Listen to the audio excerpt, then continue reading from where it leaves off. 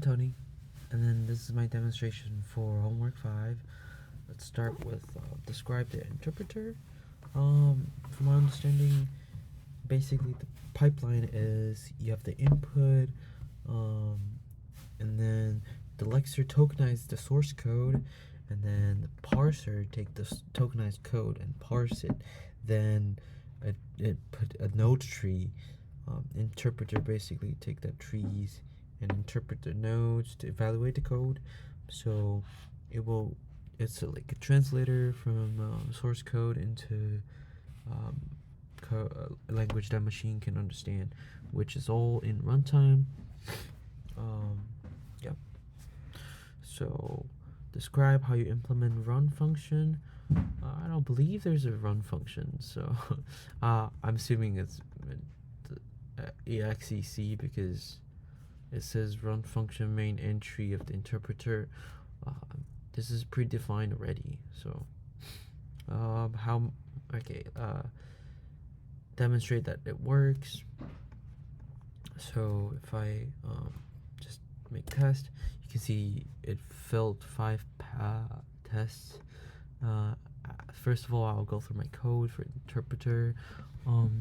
For math expression, here you change the operator into string, tokenized it. You changed it into string. You basically it was in the bytes when you get it from vector, and then we change it to string to read the name, and then you also read the other operator. So you have the children, and then if the operator is add, we add them. If it's subtract, we subtract them. Pretty much same function call, like the pipeline is the same. So you read the name into string, and then you have parameter and body. You match them with either a function argument or identifier. Also, you have function arguments, and then you match the identifier. And I'm pretty sure this one is working fine. And then function define does have a bug. It's not working properly. So how I implement this is pretty much the same. You read the string from the function name, and then you match the children's to function arguments and function statement.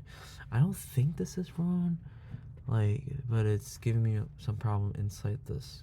So function return, basically just read the children, and then identifier, you read the identifier name, and then you read the whole frame thing.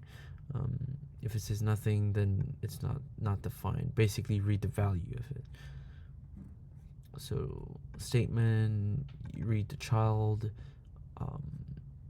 If it doesn't have a variable defined, or it's not a function return, it just say no.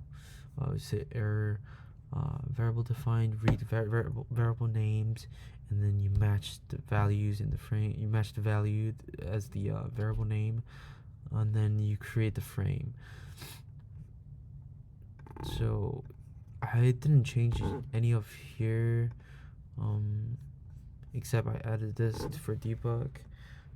There's some problem here. If, for example, if you see around this, all of the define function bugged, but I added this as a define boolean, it never enters the boolean. So I think it's something wrong there, or it's probably something wrong with it, like the identifier or something.